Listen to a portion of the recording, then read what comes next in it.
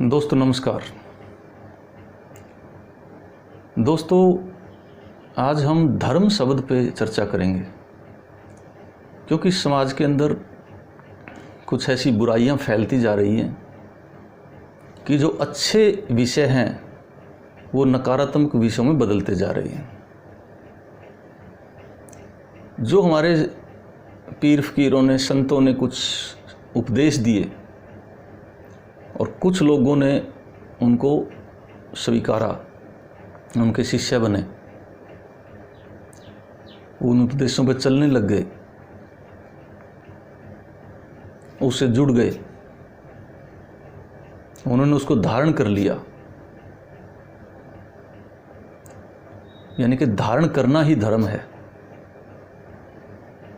महात्मा बुद्ध ने तपस्या की, उसकी तपस्याएं, उनका जो चाल चलन था, उनका जो रहन सहन था, उस पर कुछ लोग उनको धारण किया, उनकी शिक्षाओं को धारण किया, उनके जीवन में कैसे जिए उनको धारण किया, वो उस धर्म से जुड़ गए।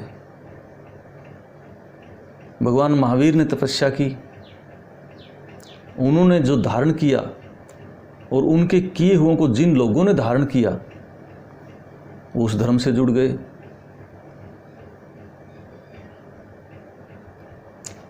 वेदों को, उपनिषदों की शिक्षा दी, वेद उपनिषदों से जुड़ गए, उनकी उस पंथ से जुड़ गए, वो धारण किया, वो धर्म बन गया, वो धर्म से जुड़ गए। स्वामी विवेकानंद ने जिन सिद्धांतों को अपनाया, कुछ लोगों ने उन सिद्धांतों को ही अपनाया, धारण किया, आर्य समाजी बन गए, कुछ बौद्ध बन गए, कुछ जैन बन गए, महावीर जैन के नाम से जैनी बन गए, भगवान बुद्ध के नाम से बौद्ध धर्म हो गया,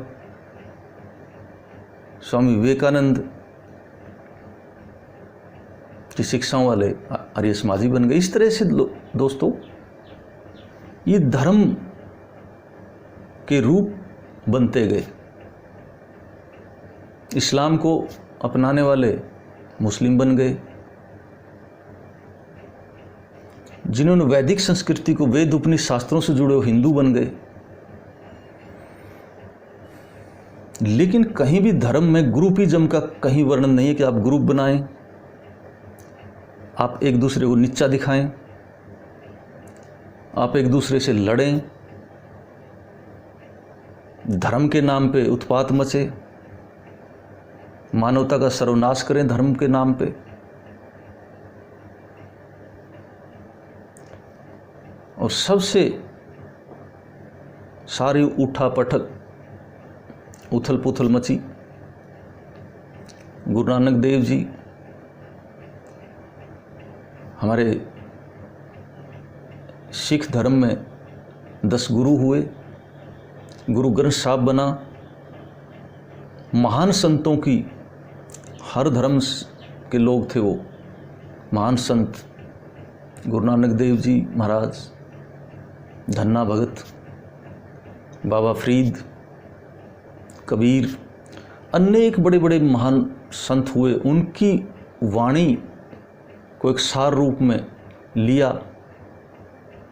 और बड़ा अच्छा, सभी का कल्याण के लिए, कोई भूखा ना सोए, सब सुखी रहें, कोई किसी का दमन ना करे, कोई किसी को पीड़ा ना दे, उस पे जो धर्म बना सिख धर्म बना। जिन्होंने इन चीज़ों को अपनाया वो सिख बने। लेकिन दोस्तों आप जिस भी धर्म को माने, जिस भी पंथ को माने, जिनकी शिक्षाओं पे चलें, बड़ी अच्छी बात है, चलना चाहिए, ताकि भारतवर्ष के अंदर अच्छाइयाँ, अच्छे लोग हों, अच्छी शिक्षाओं पर चलने वाले लोग हों, एक दूसरे का भला चाहने वाले लोग हों। इसलिए हमारे ऋषियों ने, जिनको हम भगवान की तरह दर्जा देते हैं, ये उपदेश दिए, उन पे हम चले। लेकिन धर्म के नाम पे उत्पात ना करें, धर्म के नाम पे ना बंटे, धर्म के नाम पे किसी को पीड़ा ना दे, क्योंकि सभी धर्म ग्रंथों का एक ही सार है, एक कस के हम बंदे एक हमारी जात।